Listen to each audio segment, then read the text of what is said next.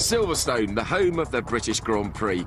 And when Rubens Barrichello and co aren't tearing up the tarmac, it's a quiet and peaceful place to be. Or maybe not. Welcome to a new form of motorsport.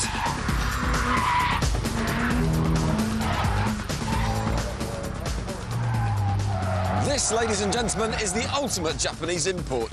This is Drift Club. And the first rule of Drift Club is to get your car sideways for as long as possible.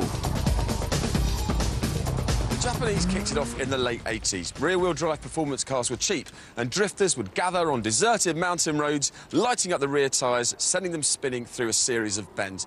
All highly illegal. But as meets grew, the police caught on and the drivers had to find legal venues. And so drifting became formalised as a sport, with spectators, judges, and now it's come right here to the UK at Silverstone. Where today it's host to 30 drivers. They're all competing to win the prize for the perfect slide.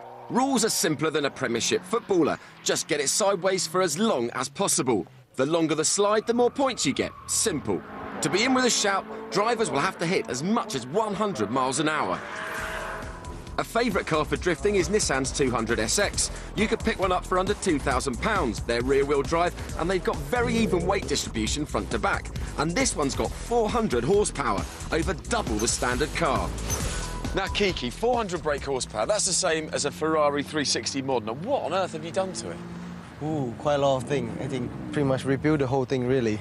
Let's start with the engine. What have you done to that? Just have all the new internal, just piston, conrod, crankshaft, just make it as strong as possible for 1.8 engine. Now, I noticed the bonnet is carbon fibre. Have you been trying to increase the power-to-weight ratio? We try to reduce the weight as much as possible, but still, the car is too heavy. It's about 1,100 kilo, but we want to reduce more than that. How much did the whole thing cost? I think it's about the same price of a second-hand Porsche 993. Really? Yes. I mean, has it all been worth it? It's never worth it, really. It's not worth it. But that was the right answer. But we enjoyed it. We have something nobody have. And to show exactly what he means, Kiki is taking me out on the track to demonstrate the drifting technique that's known as the race drift. With a rear-wheel drive car, you turn fast into the corner and lift off the accelerator, unbalancing the car into oversteer. That's beautiful. Keeping the slide going requires gentle bursts of the throttle, and as Kiki expertly demonstrates, you've got to be a bit of a dab hand on the steering wheel.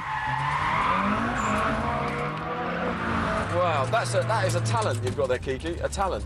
No, that was lucky.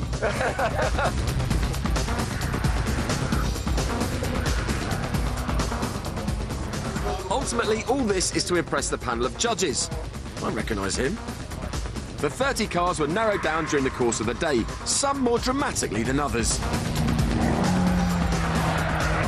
The winning drift was this one, supplied by Brett Castle and his Nissan.